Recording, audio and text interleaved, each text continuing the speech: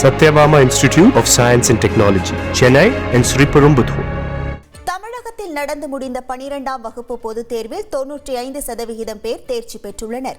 மாநிலம் முழுவதும் 12ஆம் வகுப்பு பொதுத் தேர்வு முடிவுகள் வெளியாகியுள்ளது.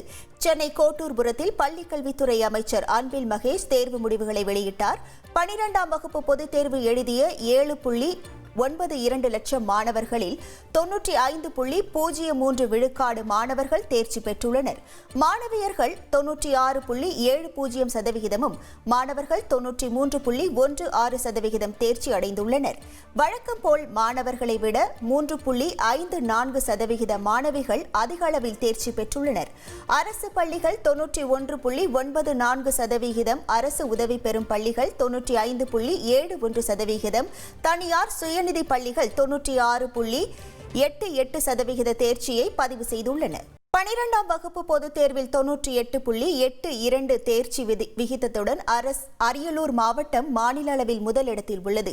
ஈரோடு மாவட்டம் 97.98% தேர்ச்சியுடன் இரண்டாவது இடத்தையும், 97.53% தேர்ச்சியுடன் திருப்பூர் மூன்றாவது இடத்தையும் பிடித்தன.